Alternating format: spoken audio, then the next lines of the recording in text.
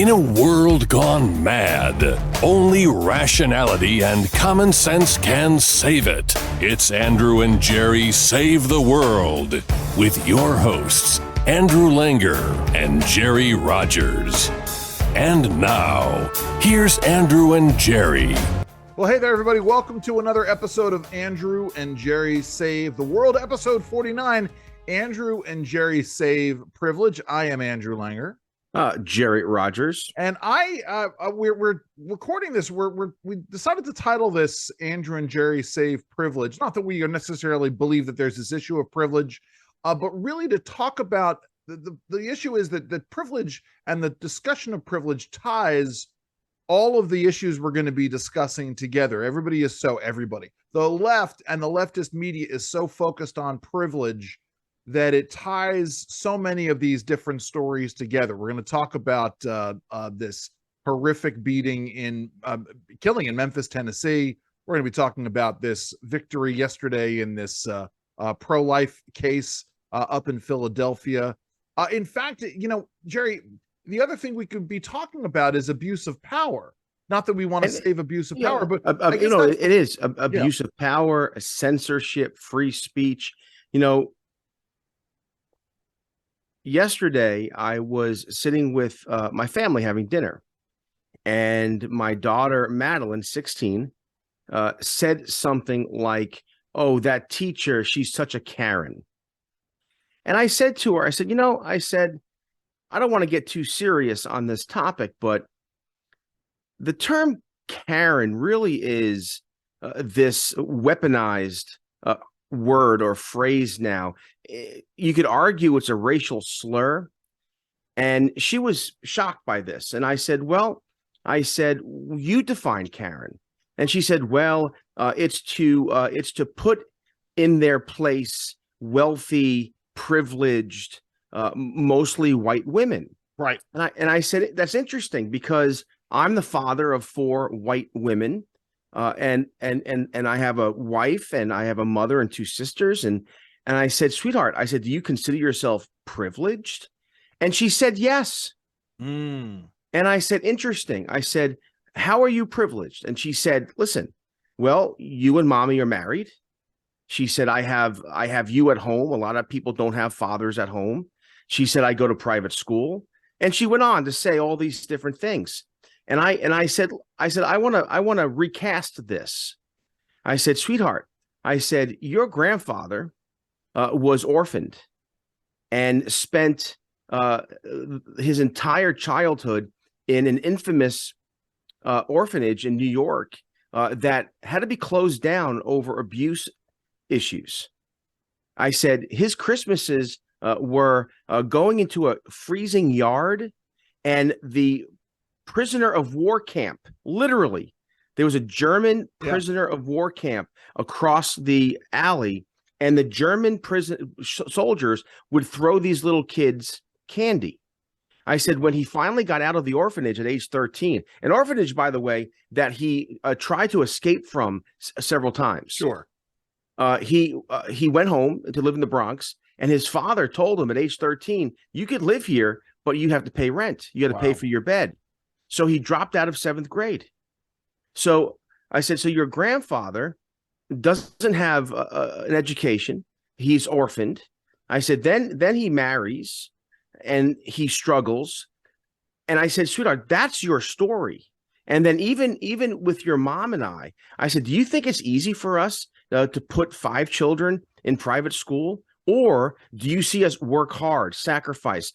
When was the last time I purchased anything for myself? What kind of cars do we drive? I mean, there are myriad things that all your friends have, vacation homes or third cars, etc.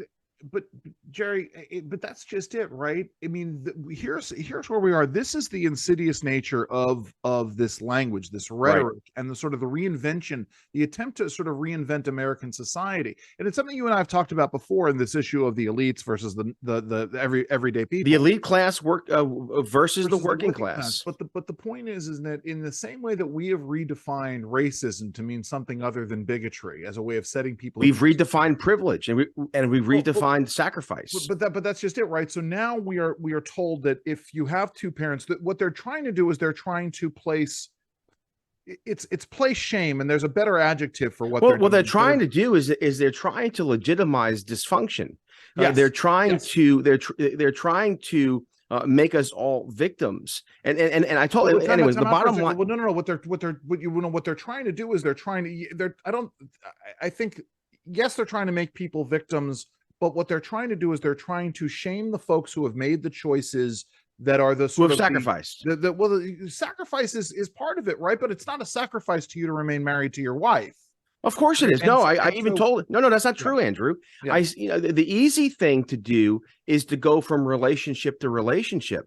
The easy thing to do is sorry, Jerry. I was trying to be the romantic in terms of, no. It's very easy for you to stay married to Erica. It's very easy for you to stay married to Janice. Look, we love our wives, yes. but it is foolishness and it's untrue to suggest that I'll be married 30 years this weekend. I agree with that. Yes. That's hard work. That's choice. My wife and I choose to stay together. Well, there are many people who choose their own happiness and their own fulfillment. You say that because this is something that Janice and I have discussed quite a bit in the context of her 25-year military career. Where we made certain choices in terms of where we lived and how we lived, and certainly it impacted both of our careers, moving forward. We have a really we have an acquaintance. I want to be very oblique about this.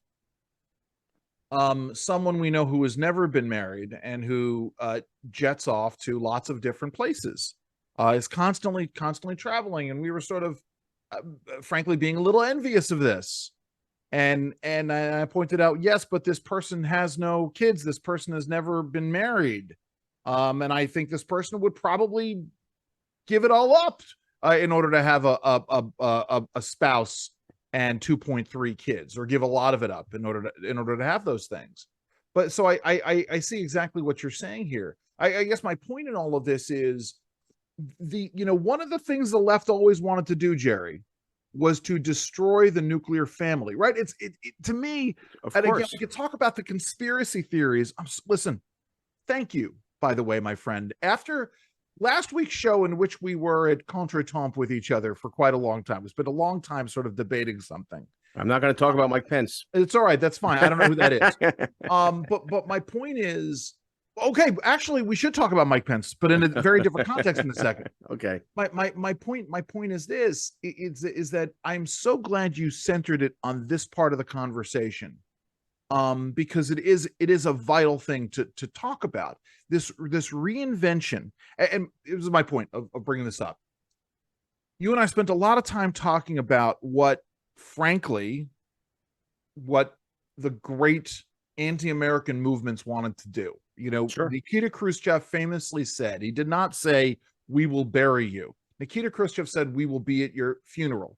Because what the great socialist movements, the Comintern, the Soviet Union, what they wanted to do was use the instruments of Western civilization and Western democratic civilization against itself, to tear at the thread. And so, in the same way that we have seen, we had almost solved America's race problem in the 1980s. I stand by that. We were at a moment in America where we had come together as a people after an unspeakable act of horror had been done to a truly great, not just American, but a truly great historic figure, the Reverend Dr. Martin Luther King Jr. America finally, it was a wake-up call that America needed to finally come together, and we had a rebirth I believe in terms of racial relations in America. And the folks who make huge scads of money on this, well, they couldn't have that. So we started with diversity, and then we started with institutional racism, and then we started in with now white privilege. Go ahead. It's interesting. You're 100% correct.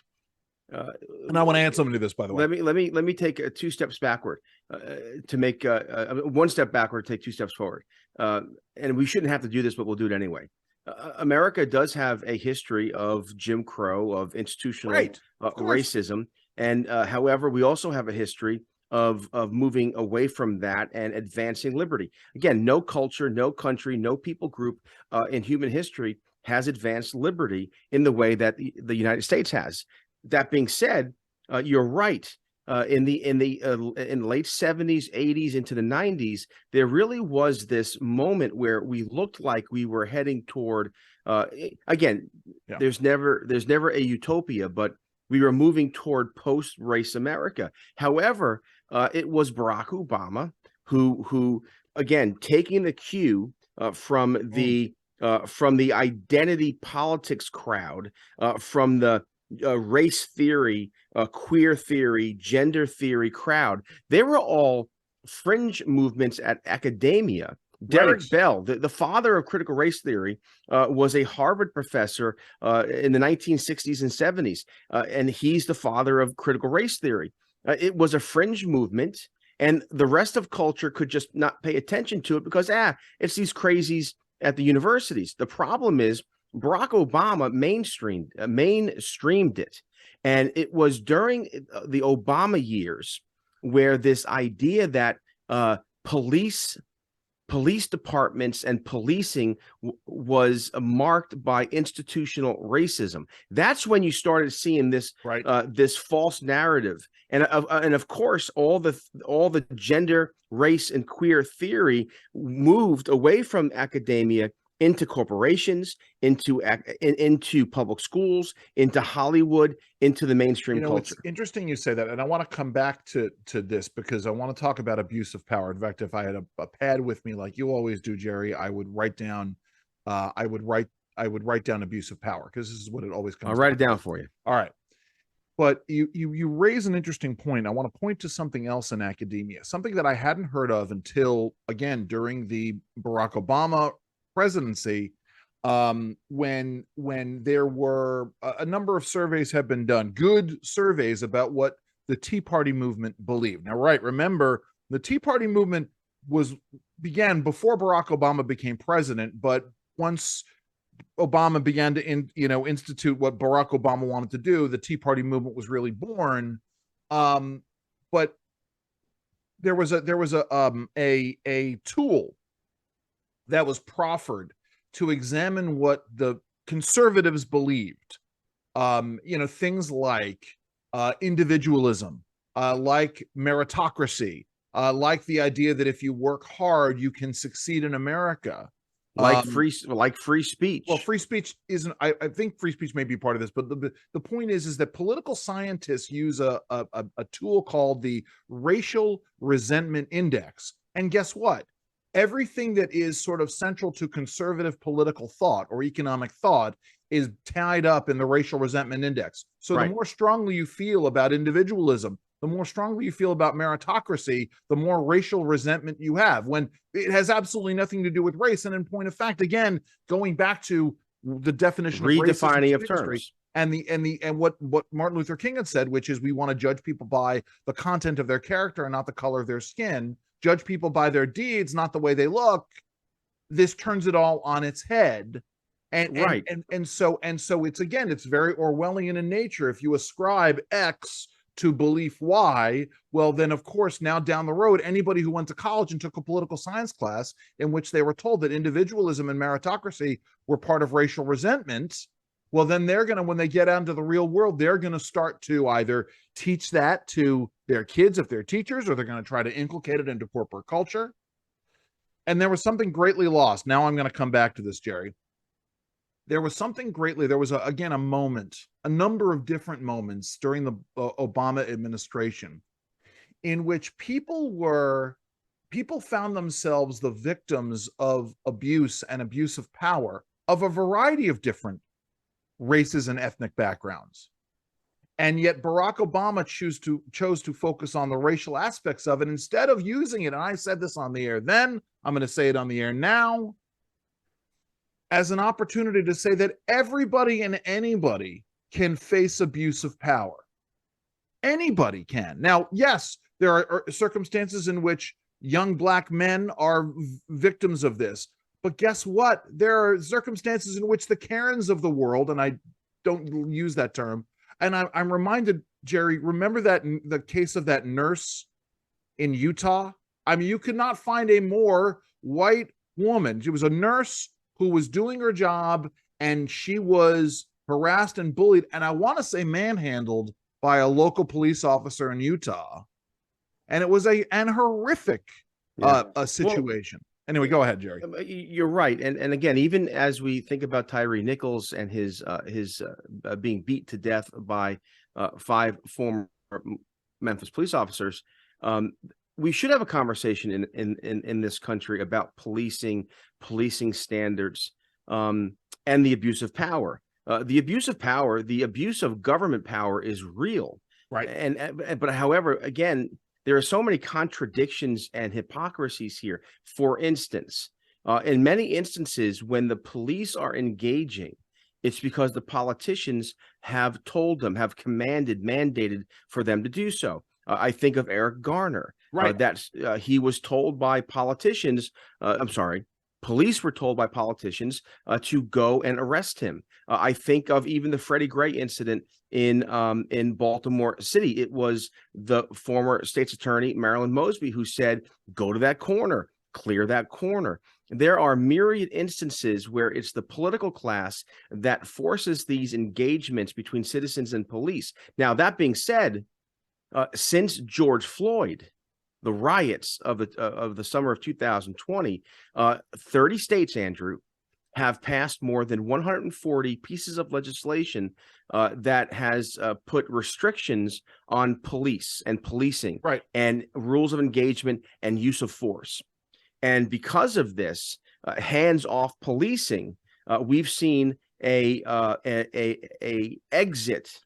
Can't find the doors quick enough from police forces from Baltimore to New York, around the country. There's a shortage of police, even as we're having a homicide surge across the country these last 3 years. The problem is that the politicians have created a circumstance where police can't do their job. Think of I'll connect it here. Think of Tyre Nichols. This instance.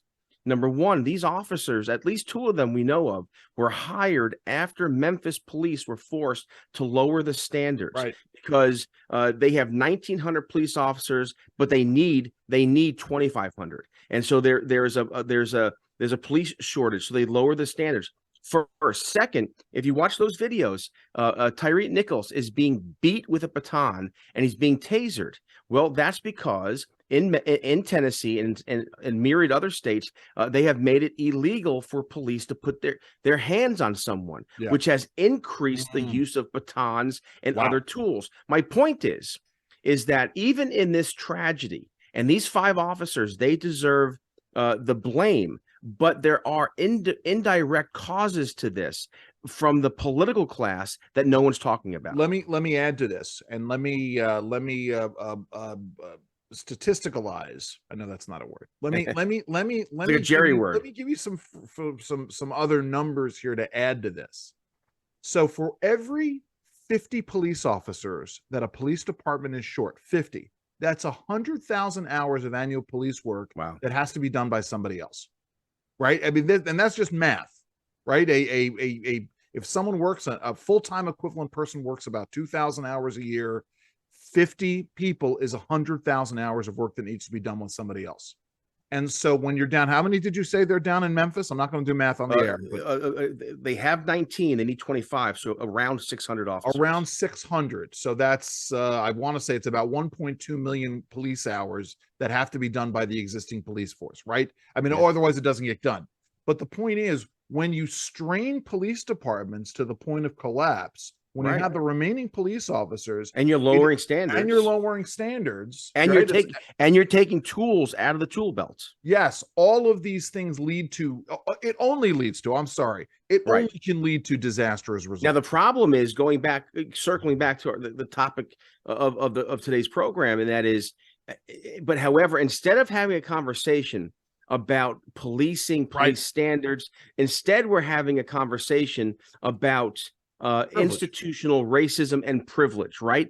Again, Van Jones on CNN said about this beating, this murder, he said that even though it was 5 black officers, it still represents privilege and institutional racism. We had members of Congress are saying that even though it's 5 black officers, this is an example of white privilege. And so we're having this insane conversation over privilege, over institutional racism rather than the real causes here as to why this happened. And frankly, it's going to happen again until we have an honest discourse on it. It reminds me of something that happened years ago.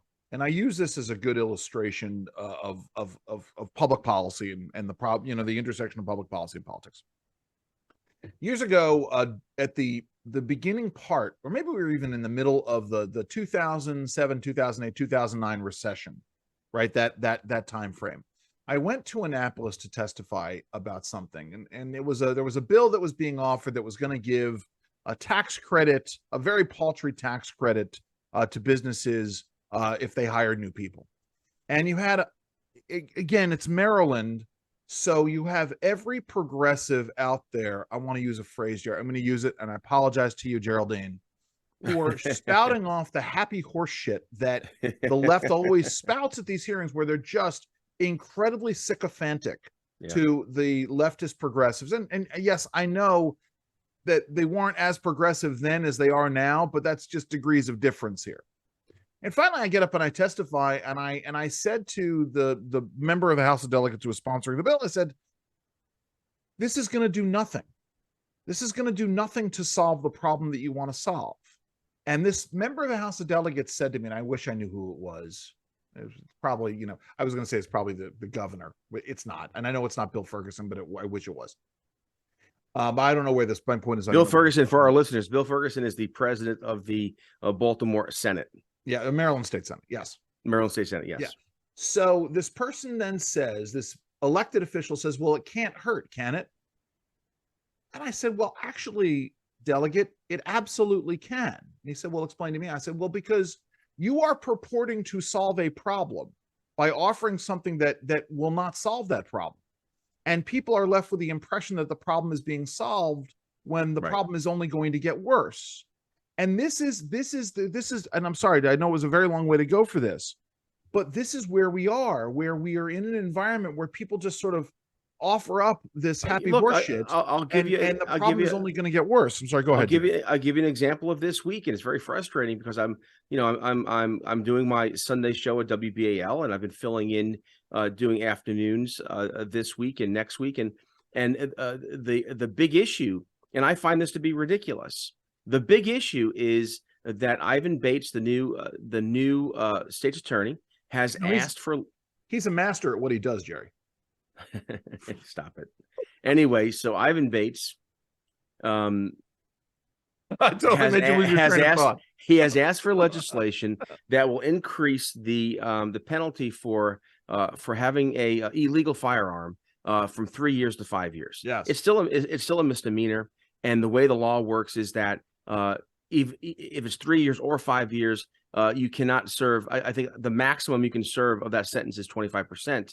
And so therefore, really, you could be caught with an illegal gun in Baltimore City, and really there's no penalty for it. Right. And so he's asking for this minuscule, this ridiculously low bar, hanging, easy, low hanging fruit. Please make it from 3 to 5. So instead of getting set free with no jail time, maybe they'll have to serve several months in a deterrent. And even then, he says, but there's still probation before judgment. We can expunge their records. And so, in other words, the political class is doing its best to say we want to solve the gun problem, the illegal gun problem, and here's the bill to do it. But even as they're saying it and promoting the bill, they're saying, well, it's still not that bad. Right. It's still a misdemeanor. And you can still, and again, to your point. I could make the case that Maryland, the Maryland legislature would do this, and I'm sure Westmore would sign it, so long as the bill only applied to the Eastern Shore counties in Western Maryland. Well, and again, and it's just how ridiculous it is. And at the same time, this past week, we've had youth murders in Baltimore City. It's not just Baltimore City. It's Chicago, Philadelphia, Manhattan. It's all over the place. But the fact of the matter is that, see, the left doesn't want to solve the problem. The progressives don't want to solve the problem because they'd rather have the victimology and the false narrative of institutional racism. Again, Brandon Scott, mayor of Baltimore City, but mayors across the country, progressives are saying that it's the gun manufacturers' fault, that they're profiting off of murder. And again, no one asks them for, well, how does a legitimate business profit from their items being stolen and used in a way that brings a defamation against the industry? It makes no sense. But it's to your point, and that is that we're redefining terms, we're not solving problems, and they want the issue of privilege. We're not going to talk about policing, but rather we're going to talk about institutional racism vis-a-vis Tyre Nichols. To quote the late great Jim Morrison, it's a shortcut to thinking, right? You sort of you pull this in, or it's brilliant thinking on their part. Well, no. Okay, time out for a second. I'm sorry. Let me be really clear about this. Yeah, the folks who proffer this, they were deviously brilliant or brilliantly. Oh my goodness, yes. Because what they've done is and this gets into the tinfoil hat conspiracy theory. They are achieving what the folks who wanted to destroy America wanted to achieve. Listen, but my point about the shortcut to thinking is the folks who would normally and should be critical of this and standing firm against this, they are not being critical of it and allowing the folks who are part of the kleptocracy, who basically want to fleece corporate America in whether it's suing them or suing them into a negotiation or getting them, or they capitulate. I mean, I said this on the air yesterday. Every single major corporate entity in this country now has a diversity, equity, and inclusion officer. Exactly. If you look at newspapers, which, by the way, sorry, go ahead. I want to say if you look at newspapers, you have DEI editors. But let me just say this and bring it back to my daughter where I started this. Okay. Hold on. Before you say that, and I talk about this, your daughter, I stick a pin in it because I want you to come back to this. When I talk about the Soviet underpinnings of this, every enterprise, every military entity, every corporate, entity, they had their union representatives, but every entity had something called a zampolit, a political officer, who would speak for the party on matters and decision making. And that's what a DEI person is. Of course, they are the zampolit in these corporate structures. I mean, again, it's insidious. Khrushchev was right. Yeah. They're going to be here at our funeral. Go ahead, Jerry. Your daughter. Circle back to your daughter. Let me go back to my daughter, but also just for our listeners, because we like to offer resources as well. There is a brilliant scholar, researcher at the Manhattan Institute, Christopher Rufo. Yes. And he has done, in only the last couple of years, he has done incredible research showing how critical theory, race theory, gender theory, queer theory, how it has taken over school curricula, how it has taken over corporate boardrooms, how it's taking over the military. I mean, this idea of diversity, equity, and inclusion is everywhere. But back to my daughter. And so my daughter goes to private school, and she goes to Catholic school, and she goes to church on Sundays, and I'm her father, and her mother is her mother. And so we have an influence. Like, my daughter is hearing things and being presented contrarian ideas every day in school, every night at dinner, and every Sunday at church.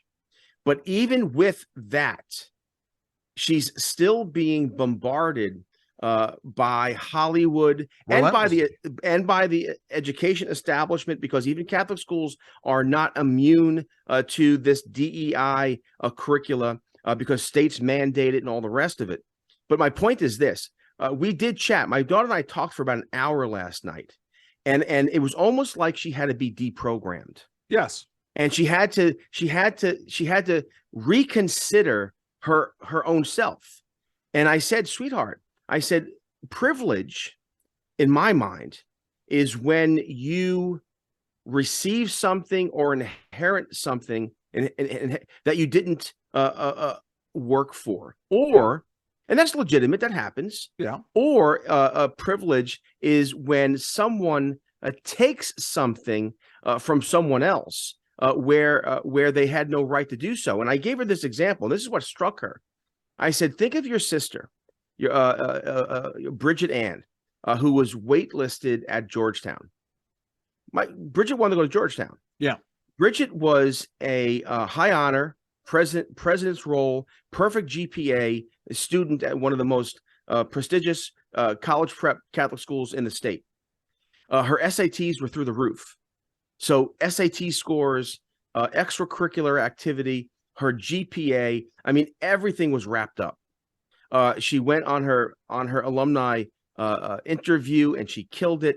And it turns out that she was waitlisted, but a friend of hers got in, and this friend was of a I don't want to say privileged, but of a victim race. Her GPA was nowhere near my daughter's, no. And her SATs were hundreds of points under my daughter's. And I said, do you think it's fair that someone took Bridget's slot at Georgetown by virtue of that person's race? And now it was personalized. And she said, well, of course not.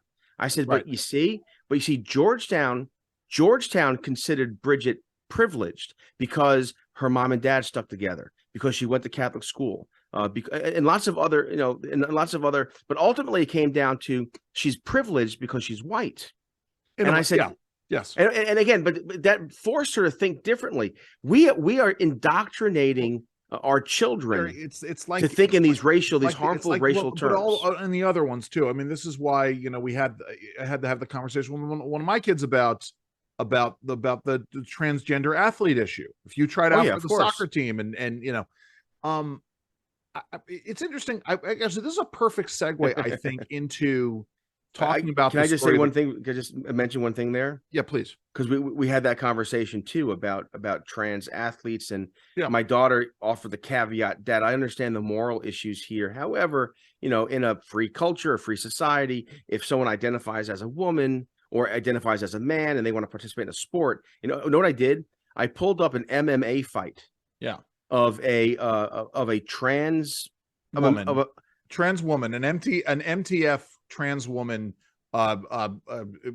fighting against a cisgender woman, and the one where the guy the he she beat the crap out of him. And it was horrible, and my daughter was shocked, and I said that's what happens when you allow politics to overtake reality.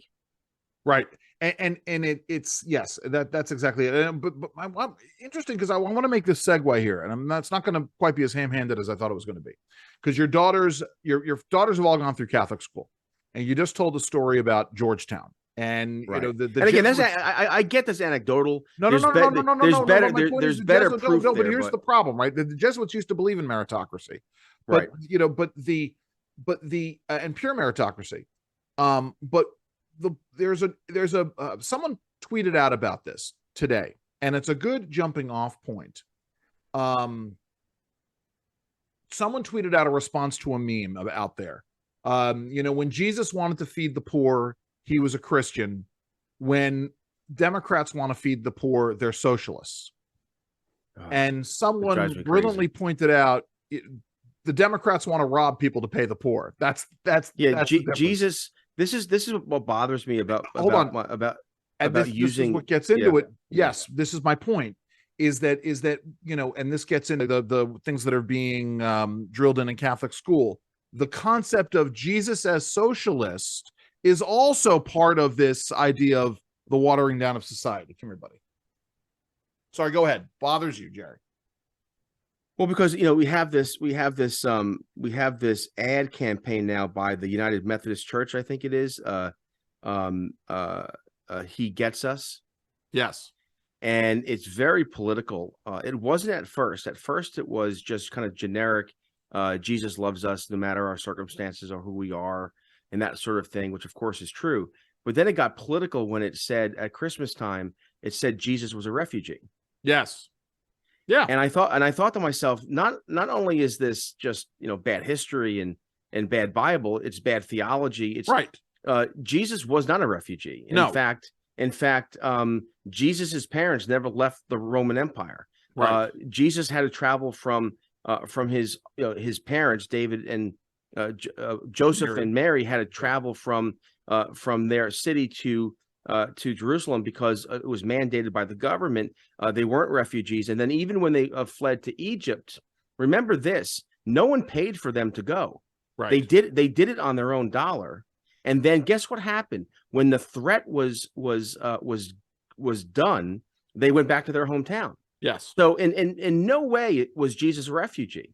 And again, but there's so many low thinkers, and they're just like, yeah, Jesus was a refugee. We have to let all these migrants come in from South America. Talk a little bit about though the strange relationship between the Catholic Church or certain elements of the Catholic Church and socialism.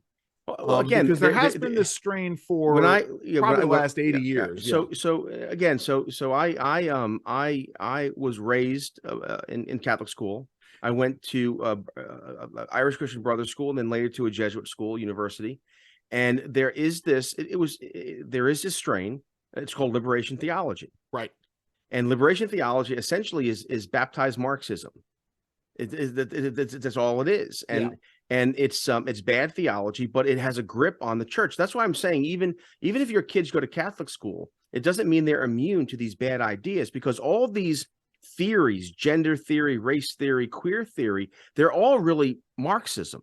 Yeah. These are it's Marxism, except what they do is they replace class with race. Exactly. Or they replace class with gender or class with orientation and sort of thing. And that's the other side of this, to flip it around, right? Is that the true Marxists and the Marxist advocates in America, they have spent the last 40 years essentially, reinventing Marxist theology, and I'm going to call it a theology, Marxist theology, to replace class with race, because it's much more powerful in that regard. And then, by the way, they can turn around, they can infiltrate, they can use to infiltrate non-Catholic, or I will say small c Catholic. Yeah, but not just the mainline Protestant churches.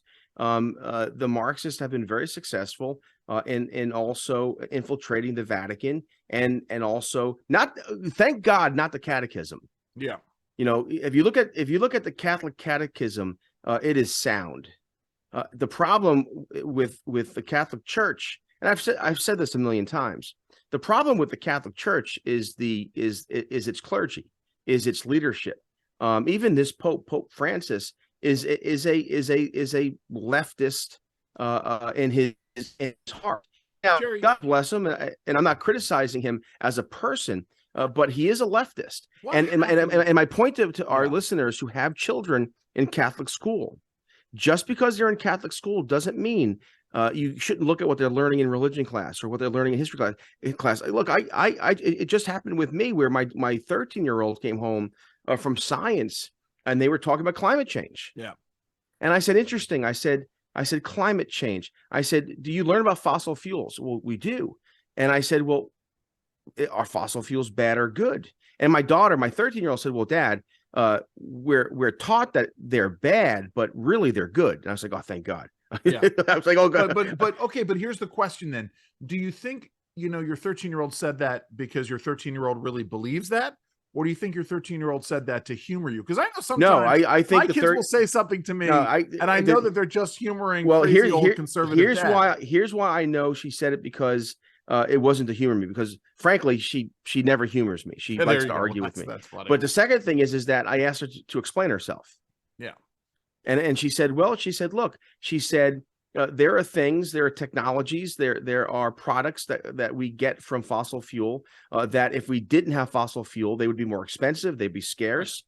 And I said, and she said, Daddy, I still think fossil fuel can do a lot of damage to the environment, but right now it's doing more good than bad, and that's how you should judge it. Does it do more good or more bad? All right. So I want to answer. I don't want to get away from this Catholic Marxism thing, because I know it leads us into this next story, which isn't Catholic Marxism, but about attacks on pro-life Catholics, right? And abuse of power. But I do think it's important. So Pope John Paul II, JP2, the great JP2, he and I are good buddies, Jerry. Oh yeah. Let me call him JP. Well, he was a great man. But yeah, absolutely 100%. And he was an ardent anti-communist because he recognized the deep problems of communism, global communism, vis-a-vis religion and faith. Right. But after John Paul II passed, there seems to have been a departure from this. Nobody remembers, or very few people remember, or nobody in power remembers the horrors of communism, or the understanding that if they did implement this Marxist theory around the world, Catholic churches would be, or Christian churches would be shut down. What happened? Persecuted. What happened after his papacy? What came to light? Oh, what scandals? Was the scandals? Yeah. And so the Catholic Church, unfortunately, let me do a side note here in Catholicism. Please. The Catholic Church, unfortunately, lost all moral credibility when it turned out that they were engaged in massive sexual and physical abuse of young people. Folks wrongly say it was pedophilia. These were pedophiles. It wasn't. This was a scandal. This was a scandal. This was a sexual scandal. It was predominantly a homosexual scandal. No. But see, no one wants to talk about that because we can't. Because homosexuals are a privileged class now. They are a favored class. But if you look at the sexual scandals in the Catholic Church, these were not priests abusing little children. These were priests abusing young boys, mostly young boys, 13, yes. 14, 15. And so this was a different scandal even that it was described to us. But that being said, a scandal nonetheless. And it wasn't just a sexual scandal. There was physical abuse. My father was at a orphanage in New York, St. Anthony's, that was infamous. You could go Google it. For the abuse, physical abuse. My father, was physically abused. We are starting to watch the Taylor Sheridan series 1923, the Harrison Ford, Helen Mirren bridge series between 1888 and Yellowstone, and we almost can't watch it because there is a subplot of Catholic priests and nuns abusing Indians on a reservation, Native Americans on a reservation. But and again, this was very real. But let me just make this point, please. It goes because it goes into our larger point with these Catholic abuse. It was systemic, but it was the powerful over the powerless. It was the elite. It was the elite over the working class. And so there is still this idea of the elite versus the working class. But let me tell you this. So how has this presented itself today? Well, in Ireland, what was once the most Catholic country in the world, today they have legitimized and made legal same-sex marriage. They have legitimized and made legal abortion, and many people say it's because of the waning religiosity of Ireland. It's not. It's actually a protest against the Catholic hierarchy. Sure. And people don't understand that. There are pro-lifers in Ireland who voted to legalize abortion, not because they believe abortion is right, but because they think the Catholic Church is wrong.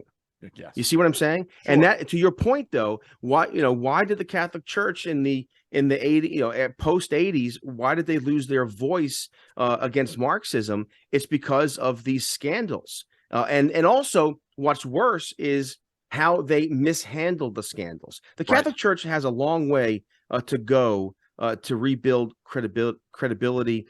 And I think the focus there, I have to say this, is that we have to get back to less worrying about the hierarchy and the cardinals and worry about the good business and the justice, the little platoons of the parishes. And so I think focus on standing up for what's right in the world. And that gets us into this other story that we got yesterday, this activist. It was a horrifying story. I know we covered it on this show. I know I've covered it on the radio. I know you've covered it on the radio. But we talk about, to bring it back together, and we talk about privilege, right? Privilege. Yep. We talk about abuse of power. A gentleman who, by all accounts, should have been part of this privileged class, an aging, upper middle-aged white male in America, a religious conservative, but an activist. So he had been, for years, a pro-life protester, protesting outside of abortion clinics. And how he would describe himself, and I think pro-lifers would describe what he does, is sidewalk ministry. Okay, that's fine. It's not so much protesting, but ministry. It's sometimes it's silent prayer. Other times it's just to be present in case. And I'm not going to be dismissive of that. That's important. And more to the point, he would bring his young son with him to witness his sidewalk ministry and how you go about doing these things, how you go about persuading folks who need to be persuasive, or who should be persuaded, or who could be persuaded. And at various points in time, he would be confronted by a pro-abortion activist who was protesting his sidewalk ministry. Am I following this properly, Jerry? Yeah. And at one point, this much older gentleman, he decided that rather than make, and I think the gentleman's name is Mark Houck, rather than make Mark Houck the target, he would make his 10, 11, 12-year-old son the target of his counter protesting. And he was getting in the kid's face. And like any father would do, he stepped in to protect his son against a perceived threat from this individual, pushed the guy away. He shoved him. Now, for all clarity and transparency, he shoved him, and the pro-abortion activist fell to the ground. Right. Okay. But yes. But the point is, he was doing so to protect his son because he perceived a threat to his son. Correct. What any of us would do in the face of this. So the I would have done more than that, by the way. I would have. Yes, I would have gone to the ground. Once the guy filed charges against you, what you would say to him is, "Hey, 2:00 tomorrow, I'm going to burn your house down." I understand that.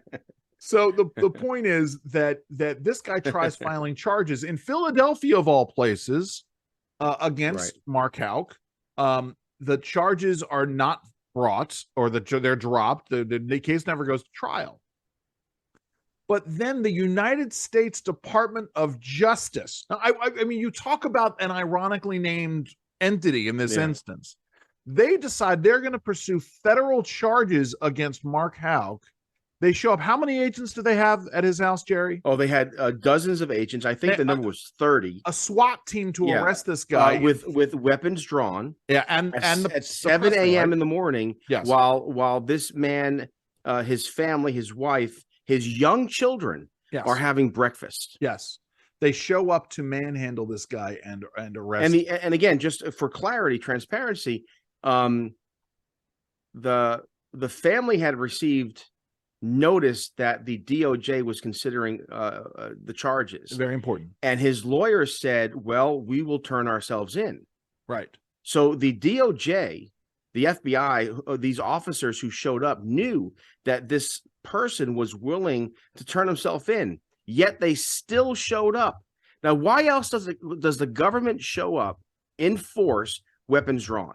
Right, because they want to send a message, and it gets to two things. By the way, God forbid that Mark Houck had put anything up that would be perceived as resistance. Right. Because then, you would have had a situation, you could have had a situation in which, he was physically harmed by this. And it is, we understand from talking to folks, it is a traumatic experience, regardless of what happens in the end.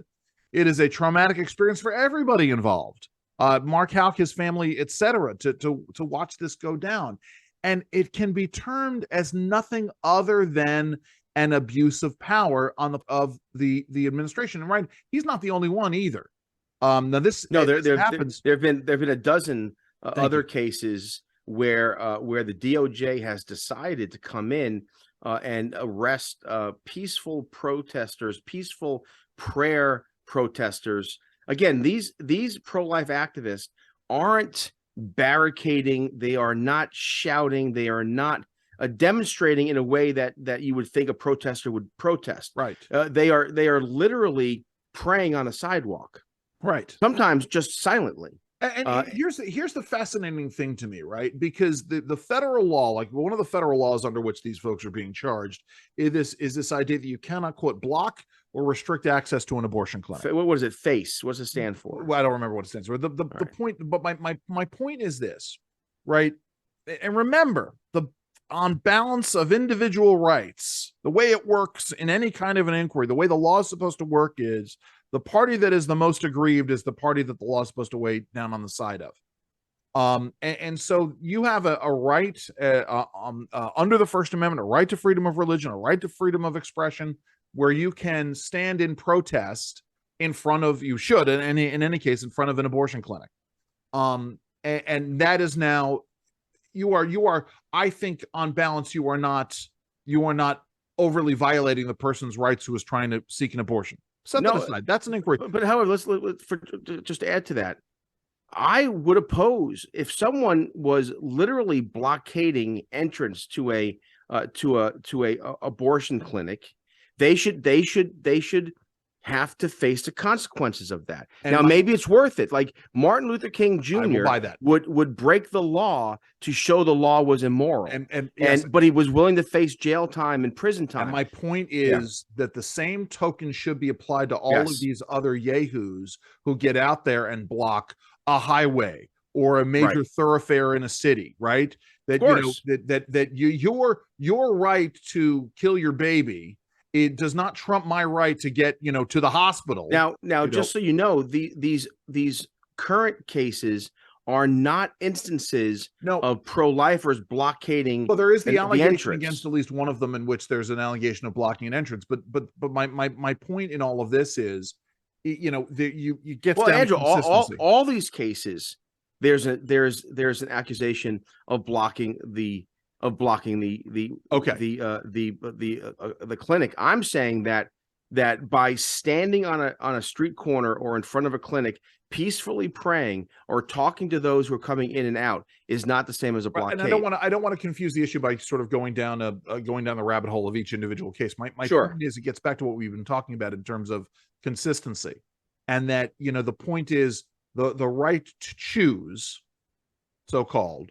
The right to choose is not a superior right than my right to get from point A to point B without having my path for whatever reason, right? If I want to, most importantly, obviously, if I'm trying to get from work to Andrew, what if I'm on an interstate and I'm in the car going? What if there are climate change alarmists protesting and blocking a highway, and I'm in my car on my way to get an abortion? I love it, Jerry. Right? I love it. You know something? Oh, I kind of wish that we had a test case for that. I agree, but in the hierarchy, I would suspect that in the hierarchy of progressive rules, the climate, actually, I'm not so sure, Jerry. If you truly believe that progressivism is a death cult, I don't know how they would weigh down on this. That's an interesting idea. You're doing the progressive God's work by killing your baby, as it were. Well, I get this how the left feels about the environment and their anti-human ideas around it. We've talked about this before, right? The left doesn't want fusion, doesn't want mining, doesn't want fossil fuel. They don't want babies being born. Yeah, they don't want. Yeah, it really is a depopulation, anti-human movement. Yes, and yes, I know. I'm sorry if I made you uncomfortable with my statement there. I was taking my cues from you, Jerry. Just trying to mix it up a little bit. But my point in the end is, and I appreciate your hypothetical here. That we have to have consistency in that regard. That people's right to travel.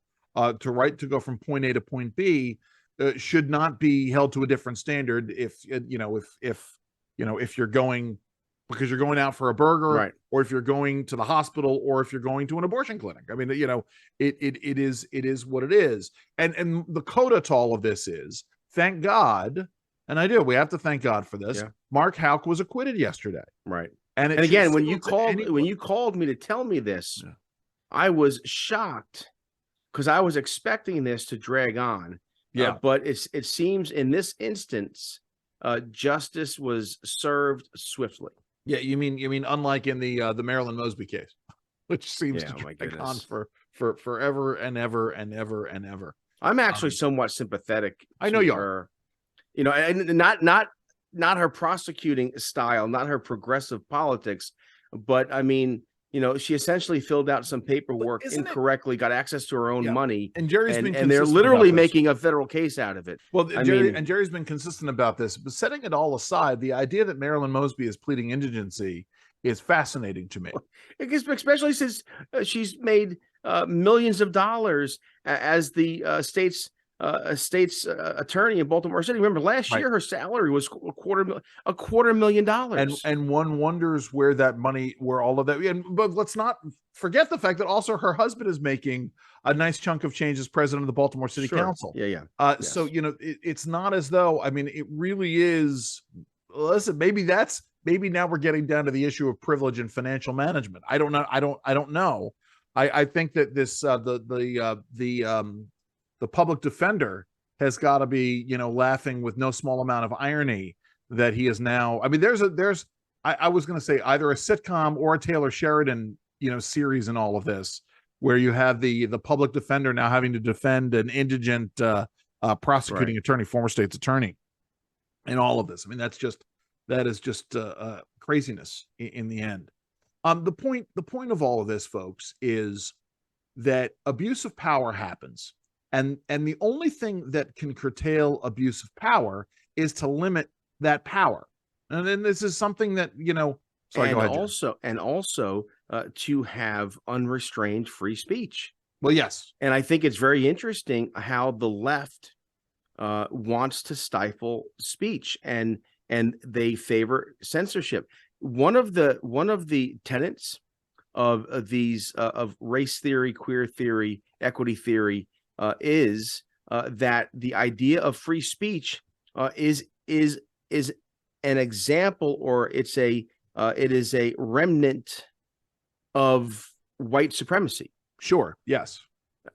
So they in a very real way, they want to remake society. Well, right, Jerry. I mean, listen, this gets down to, again, coming back to what the Soviets tried to do throughout their history in terms of undermining American society and other Western democratic republics by tearing at the thread of the institutions that make us great, right? Among them being the idea of free speech and freedom of the press.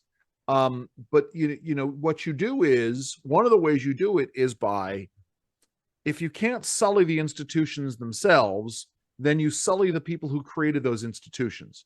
And because James Madison is evil, and because Thomas Jefferson is evil, therefore free speech, freedom of the press, the Bill of Rights, the Constitution itself is an evil document. And if you notice that they're not just going after Jefferson, Madison, Washington, they're also going after Lincoln, right? And redefining and revisiting history. It's interesting. Reason magazine, the libertarian magazine, and again, I'm critical of Reason more often than not. They have a really interesting piece today talking about how this Hulu series, the 1619 Project docuseries, really is just flawed, false history. Isn't it amazing how Reason is back to doing good things again now that Donald Trump is no longer president? I said this yesterday. I mean, it's like, anyway, I'm sorry. But let me just point out, because again, just bring us back to where we started.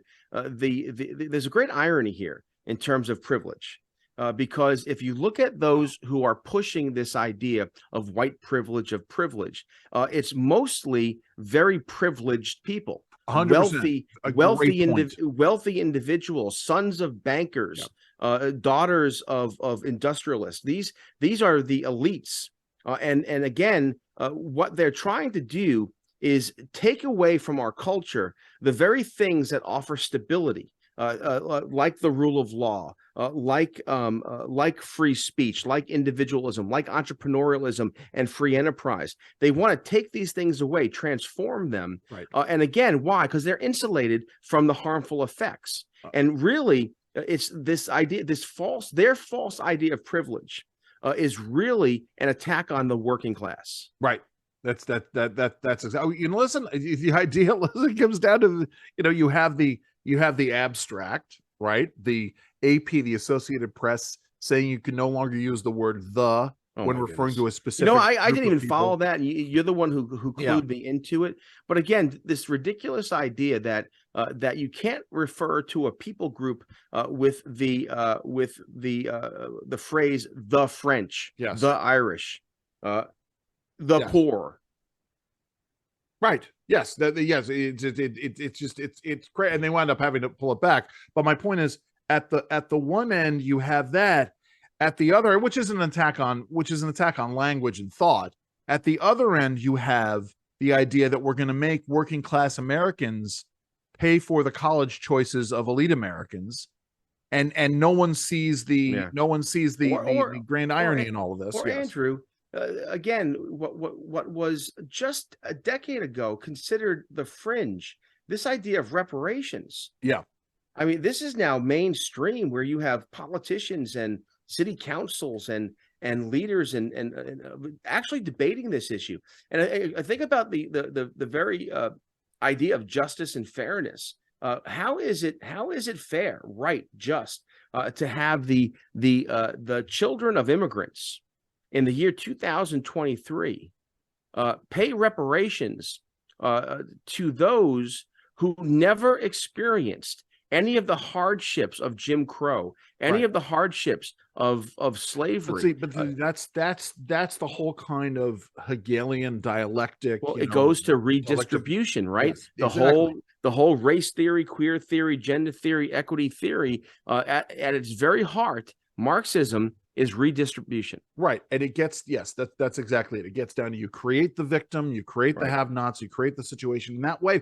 You know, it's interesting, Jerry, but before we go, because I'm no longer doing radio on a regular basis in Baltimore. You are. Baltimore was tapped with receiving, what was it, $600 million, $600+ million of COVID relief of COVID relief money. Has that have you seen any indication that money has been spent anywhere in Baltimore? Well, here the answer is no. Yeah. And God forbid the political establishment, the mayor's office, city council, the city council president, others would have offered up any transparency. Right. Recently, right, Mayor Brandon Scott made a big deal about investing, I love that term, $90 million into dealing with Baltimore's homeless problem.